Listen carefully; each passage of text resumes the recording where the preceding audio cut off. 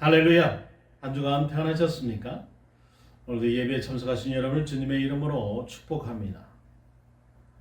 이제 조금 선선해졌습니다. 아직도 이제 휴가 기간을 가지시는 분들도 있고 그런데 다니실 때 그래도 낮에는 굉장히 덥습니다. 건강들 잘 챙기시고 또 같이 휴가 끝난 뒤에 또 함께 예배드리는 시간들을 가졌으면 좋겠습니다. 자, 오늘은 새롭게 시작하는 장이 되겠습니다. 바로 느헤미야서인데요. 느헤미야서 1장 1절에서 11절의 말씀으로 종의 기도라는 제목으로 여러분과 은혜를 나누고자 합니다. 새롭게 시작하는 장이니만큼 도대체 느헤미야서는 뭔가? 라는 내용을 먼저 좀 알아야 되겠죠.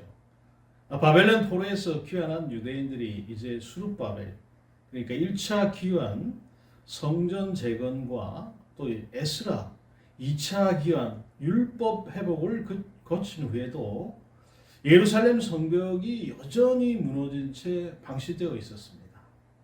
느헤미야는 페르시아 왕 아닥사스다의 술관원으로서 수산궁에 있다가 예루살렘의 그 참담한 소식을 듣고 이제 총독으로 파송돼서 성벽 재건을 이끈다.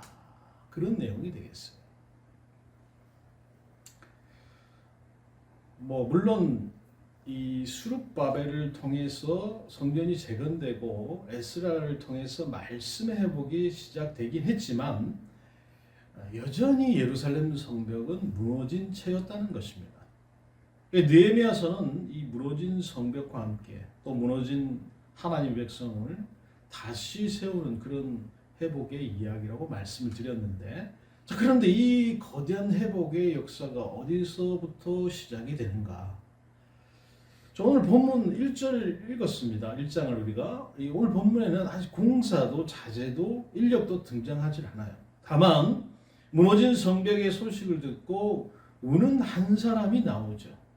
하나님께서는 한 사람에게 거룩한 아픔을 주시고 또 기도의 자리로 부르셨어요. 그리고 그의 기도를 들으셔서 왕의 마음을 움직이고 그를 회복의 도구로 보내셨다라는 것이죠.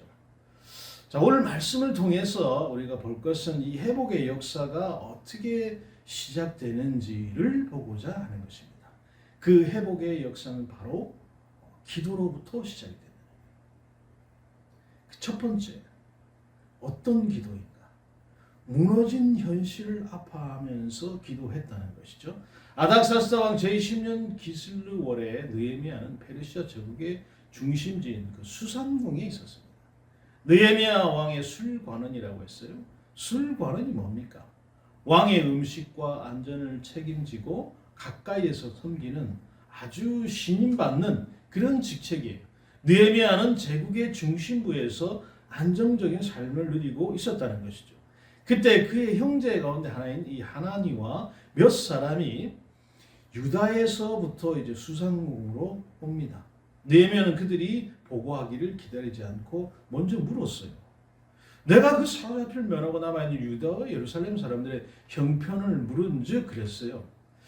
느헤미야의 몸은 어디에 있습니까? 수산궁에 있잖아요. 그렇지만 그의 마음은 여전히 예루살렘을 향하고 있었다는 거예요. 그는 자신의 삶이 안정되었다고 해서 고통받는 종족을 잊지 않았습니다.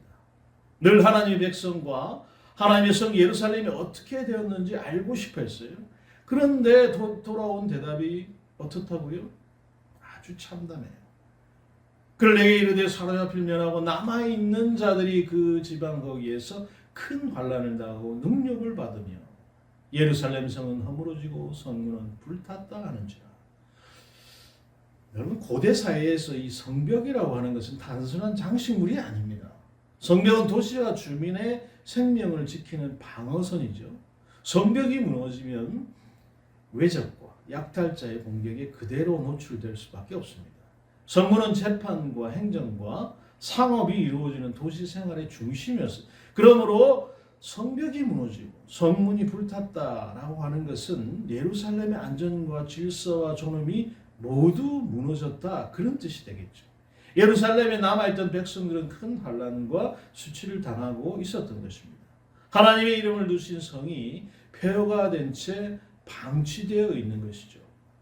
이 소식을 들은 느헤미야가 어떻게 반응했습니까? 내가 이 말을 듣고 앉아서 울고 수일 동안 슬퍼하며 하늘의 하나님 앞에 금식하며 기도하여 그랬어요.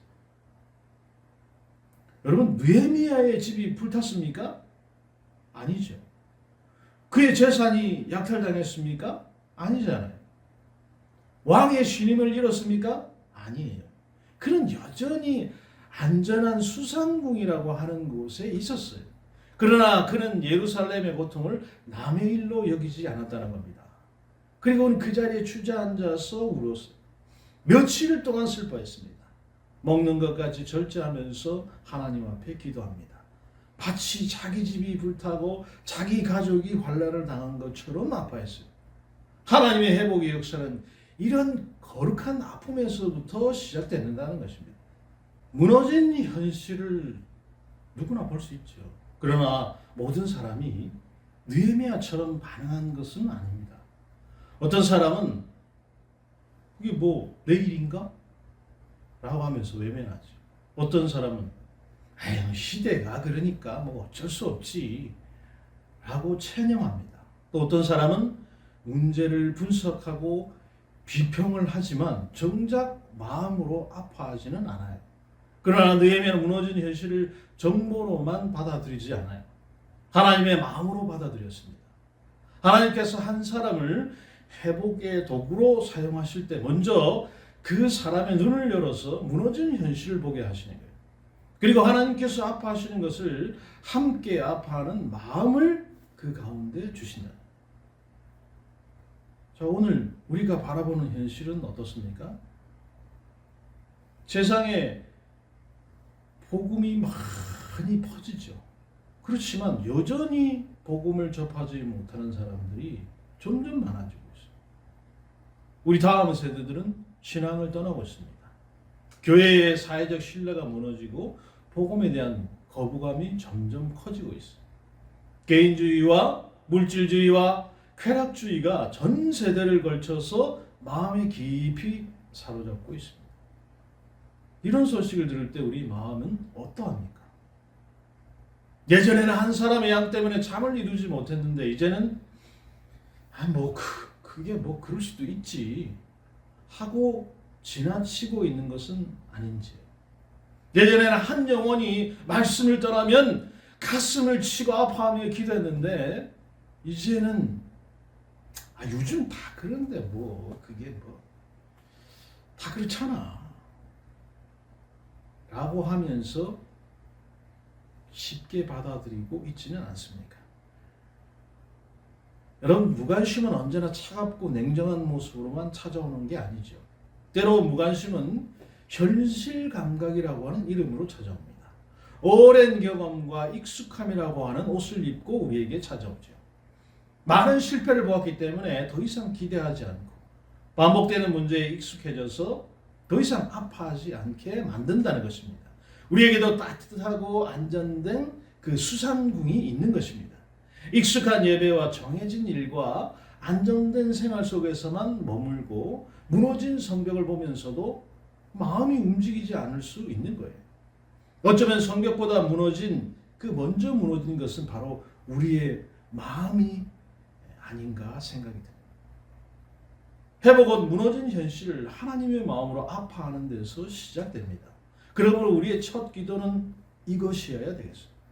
하나님, 무너진 현실을 보게 하옵소서. 보고도 외면하지 않게 하옵소서. 주님께서 아파하시는 것을 함께 아파하게 하옵소서. 하나님께서 우리 무너진 그 마음을 일깨워 주시기를 기도합니다. 교회와 다음 세대와 한 영혼을 바라보시는 그 예수님의 긍휼을 우리 안에서 회복시켜 주시기를 간절히 기도합니다. 두 번째 기도는 무너진 책임을 자신에게 돌리면서 느헤미야가 기도했다는 거예요. 느헤미야는 슬퍼하는 데서 멈추지 않아요. 그 아픔을 가지고 하늘의 하나님 앞에 나아갔어요. 느헤미야 1장 5절부터 11절에는 이 느헤미야의 기도가 기록되어 있는데 그는 다급하고 절박했지만 자신의 요구부터 말하지 않았어요. 주여, 내 요구가 이겁니다. 이거부터 들어주세요. 라고 하지 않아요. 먼저 하나님이 어떤 분이신지를 고백하죠. 이르되 하늘의 하나님 여호와의 크고 두려우신 하나님이여, 주를 사랑하고 주의 계명을 지키는 자에게 언약을 지키시며 긍휼을 베풀어 주시는 주여, 간구하나이다 그랬어요. 느헤미야가 헌신에 드려야 할 사람은 누굽니까? 아닥사스다 왕이죠. 예루살렘 성읍의 그 재건 문제는 정치적으로도 굉장히 민감한 그런 상황이에요. 그러나 느헤미야는 왕보다 크시며 역사를 다루시고 언약을 지키시며 긍휼을 베푸시는 하나님을 먼저 바라보았다는 것입니다. 느헤미야는 바로 그 하나님 앞에서 죄를 자복하죠. 이제 종이 주의 종들인 이스라엘 자손을 위하여 주야로 기도하오며 우리 이스라엘 자손이 주께 범죄한 죄들을 자백하오니. 그러면서 여러분, 느헤미야가 뭐라고 얘기합니까? 아니, 우리 옛날의 조상들이 먼저 잘못했어요. 나는 아무런 죄가 없어요. 이렇게 얘기하지 않습니다. 요즘에 여러분 문제가 되고 있는 게 한 가지 사건이 있잖아요. 어떤 탤런트 나와가지고 홍보하면서 잘못 말 한 번 했는데 자신의 집안이 일제강점기 때 일본에 문제가 된. 근데 반응이 좀 그래요. 그게 뭐 우리 조상 잘못이지 내 잘못은 아니지 않느냐. 맞습니까, 여러분? 아니 그 조상이 일본 편에 서서 뭐 자기가 지금까지 잘 먹고 잘 사는 거 아닙니까? 독립운동가 자손들은 어떻습니까? 3대가 힘들잖아요. 3대가 독립운동하면.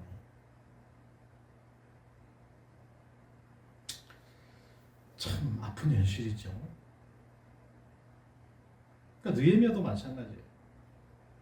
옛날 우리 조상들이 잘못했어요 라고 얘기하지 않았어요. 예루살렘에 있는 사람들이 죄를 지었어요 라고 말하지도 않아요. 그는 나와 내 아버지의 집이 범죄하였습니다 라고 고백하고 있습니다. 느헤미야가 과거의 그 조상들과 똑같은 우상 숭배를 했다는 뜻이 아니에요. 공동체의 모든 실패가 느헤미야 한 사람의 어떤 직접적인 그런 잘못이었다, 그런 뜻도 아닙니다. 그러나 느헤미야는 자신을 하나님의 백성과 분리하지도 않습니다. 그는 무너진 예루살렘을 바라보는 외부인이 아니죠. 이스라엘 공동체의 한 지체였다는 것입니다. 그래서 공동체의 죄를 남의 죄로만 말하지 않고 자신도 하나님의 긍휼이 필요한 죄인임을 먼저 고백하고 있는 거예요. 평론가들은 언제나 자신을 문제받게 둡니다. 저 사람들이 문제지 내가 문제인가? 기성세대들이 잘못했기 때문에 지금 사회가 이런 거 아니야? 기성세대들은. 요즘 젊은 것들은 말이지 아주 문제가 많아. 그러나 여러분, 중보자는 자신을 문제받게 두지 않습니다. 하나님, 우리가 범죄하였습니다. 저도 이 무너짐에서 자유롭지 않습니다. 무너진 성벽 앞에서 내가 서 있는 자리가 평론가의 자리라고 하면 하나님께서 나를 사용하실 자리는 그 어디에도 없다는 것이죠. 느헤미야는 죄를 자복한 뒤에 하나님 말씀을 붙듭니다. 하나님께서 이스라엘이 범죄하면 흩으시겠다고 경고하셨지만 돌이켜서 계명을 지키면 하늘의 그 끝에 있을지라도 다시 모으시겠다 약속하셨다. 느헤미야의 심판의 말씀이 이루어졌다면 회복의 약속도 반드시 이루어질 것이다 라는 사실을 믿었어요. 그래서 그의 회개는 절망이 아니라 언약을 붙드는 소망으로 나아갔던 것입니다. 느헤미야는 하나님의 약속을 붙든 뒤에 구체적으로 기도하죠. 주여 구하오니 귀를 기울이사 종의 기도와 주의 이름을 경외하여 기뻐하는 종들의 기도를 들으시고 오늘 종이 형통하여 이 사람들 앞에서 은혜를 입게 하옵소서 하였나니. 여기서 이 사람이 누굽니까? 아닥사스다 왕이죠. 절대 권력자인 왕도 느헤미야의 기도 속에서는 하나님의 손에 있는 한 사람일 뿐이라는 거예요. 참된 재건이라고 하는 것은 회개에서 시작됩니다. 회개 없이 조직과 프로그램과 사업만 새롭게 하는 것은 기둥이 갈라진 집에 새 벽지만 붙이는 것 같아요. 임시방편이라는 거예요. 하나님과의 관계가 회복되지 않은 채 외형만 커지는 것은 참된 회복이 아니죠. 하나님께서 원하시는 건 단지 더 큰 조직이나 더 많은 활동이 아닙니다. 하나님께로 돌아온 백성들이죠. 말씀 앞에서 자신을 낮추고 죄를 자복하고 하나님의 긍휼을 구하는 백성들인 거예요. 오늘 우리의 문제는 무엇입니까? 우리가 복음에 무관심한 것만 문제입니까? 다음 세대가 교회를 떠난 것만 문제입니까? 세상이 악해진 것만 문제입니까? 문제는 세상과 다음 세대의 무관심에만 있지 않습니다. 우리 안에서 한 영혼을 향한 그 사랑이 식고 말씀과 기도보다 경험과 방법을 유지하고 하나님의 영광보다 안정과 체면을 앞세우는 것은 아닌지 돌아보아야 하겠습니다. 우리의 모든 문제의 책임을 자신에게 돌려서 스스로를 정죄할 필요는 없겠죠. 그러나 모든 책임을 저 밖에 있는 문제로 돌리고 회개하지 않는 평론가로 남아서는 안 된다는 것입니다.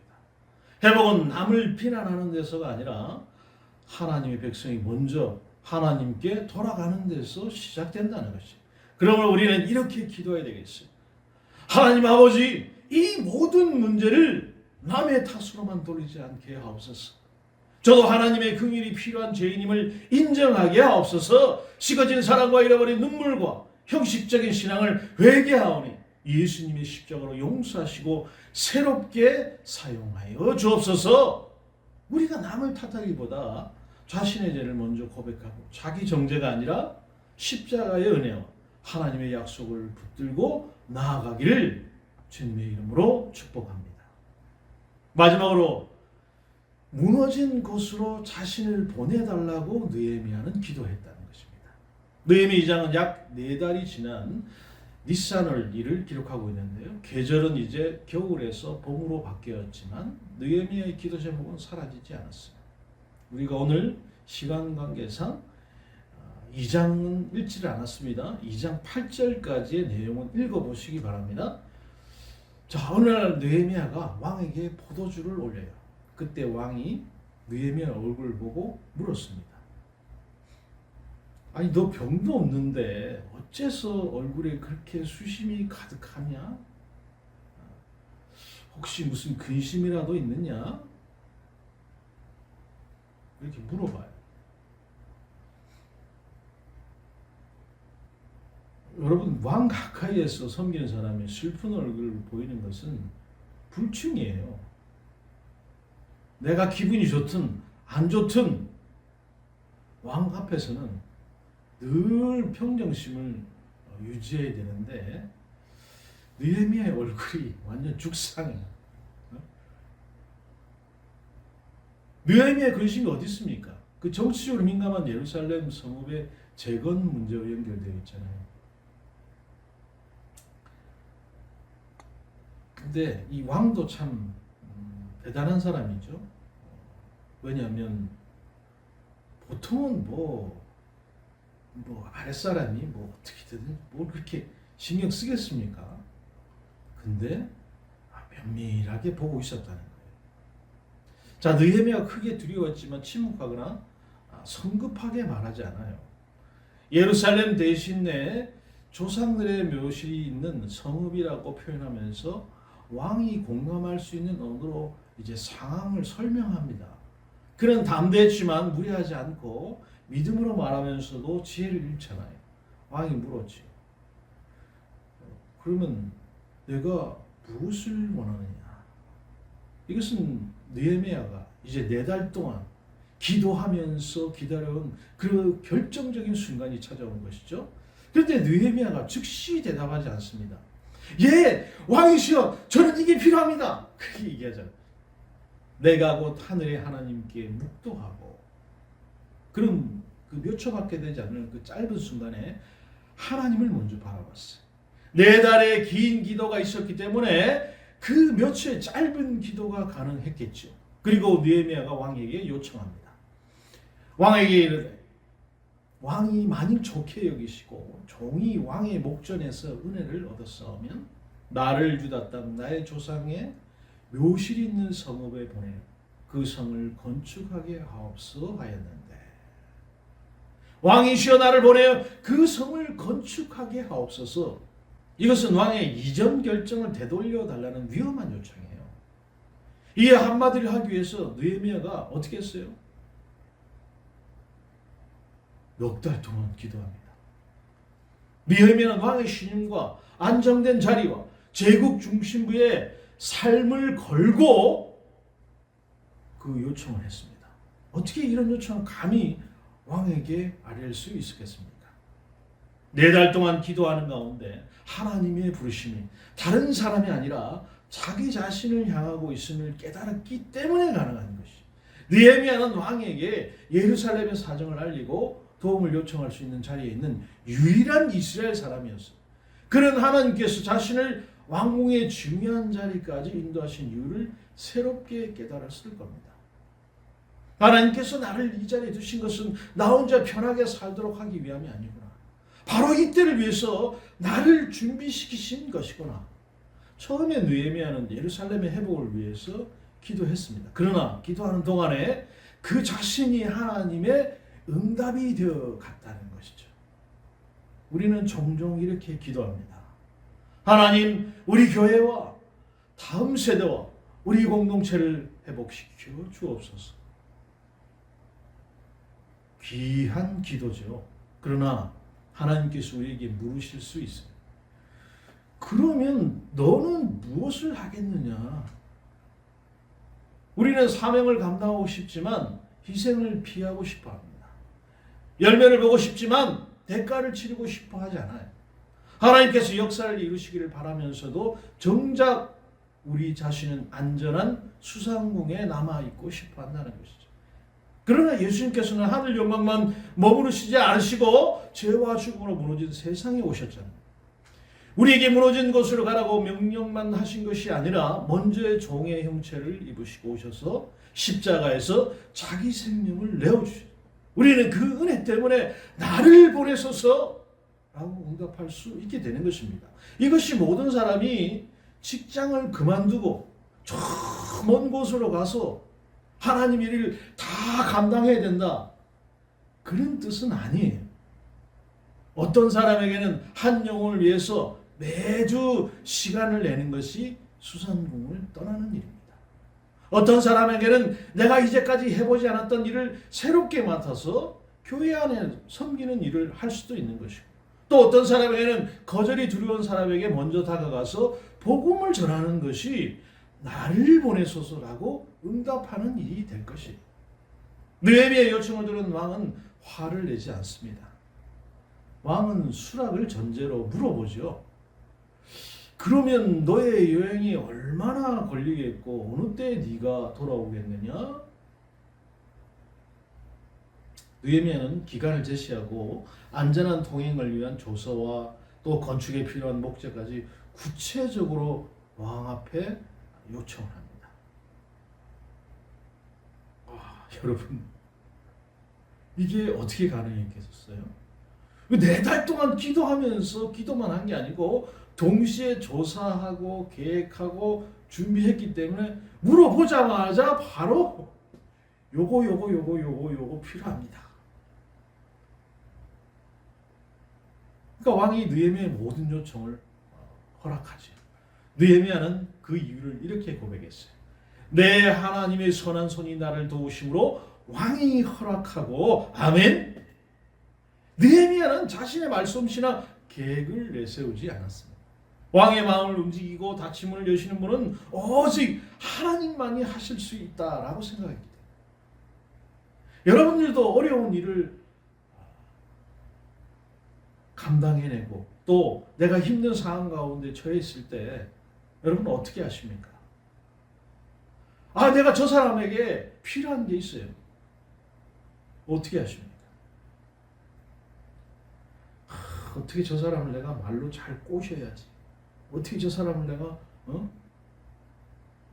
잘 이용해봐야지. 이렇게 생각하십니까?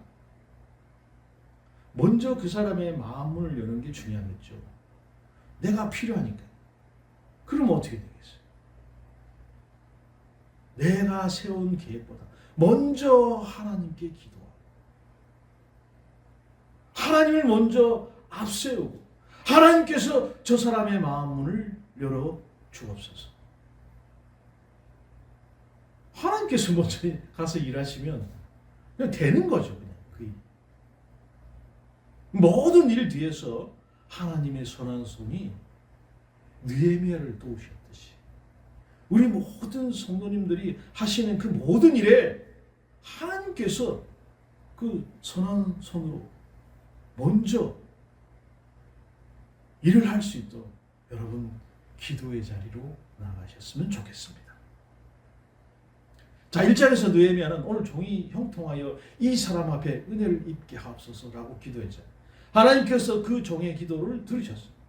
회복의 역사는 여러분 우리의 능력으로 이루어지는 것이 아닙니다. 그러나 하나님께서는 기도하고 준비하고 자신을 드리는 사람을 통해서 일을 하시는 거예요. 그러므로 우리의 기도는 마침내 이렇게 나아가야 하는 것이죠. 하나님 누군가를 보내주십시오가 아니라 하나님 나를 보내어 주십시오. 하나님 누군가가 이 문제를 해결하게 하여 주옵소서가 아니라 하나님 제가 감당해야 할 몫을 저에게 보여 주옵소서. 하나님께서 우리 결정적인 순간에 기도하는 영적인 그 민감함과 현실을 준비하는 지혜를 주시고 우리로 하여금 희생 없는 기도에 머물지 않고 나를 보내소서라고 응답하게 하시기를 간절히 기도합니다. 정리해 봅니다. 느헤미야가 처음 기도할 때 그의 손에 아무것도 없었어요. 군대도 없어요. 자재도 없어요. 왕의 허락도 없어요. 예루살렘의 대적과 폐허만 있습니다. 느헤미야에게 있었던 것은 무너진 성을 향한 아픈 마음과 언약을 지키시는 하나님을 향한 기도뿐이었다는 거예요. 그러나 하나님께서 그의 기도를 들으시고 왕의 마음을 움직이셨습니다. 회복의 참된 주인공은 느헤미야가 아니라 종의 기도를 들으시고 선한 손으로 도우신 하나님이시죠. 하나님 오늘도 무너진 현실 앞에서 우는 한 사람을 찾고 계십니다. 남을 탓할 때 머물지 않고 자신의 죄를 회개하는 한 사람을 찾으시는 거예요. 안전한 수산궁에 머물지 않고 나를 보내소서라고 응답하는 한 사람을 찾으십니다. 우리가 바로 그 한 사람이 되기를 주님의 이름으로 축원합니다.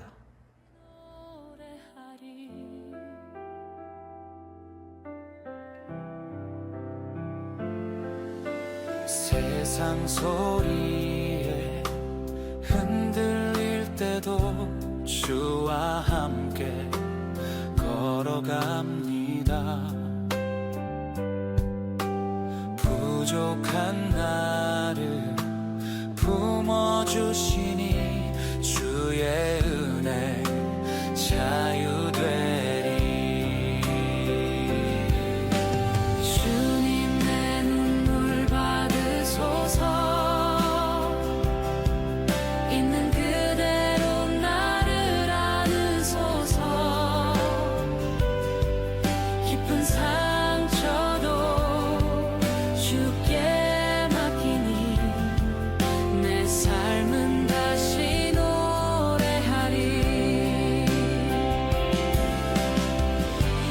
완전치 않은 날 품어주시고 넘어진 자리에서 일으키시니 내 모든 소망 주께 있네. 주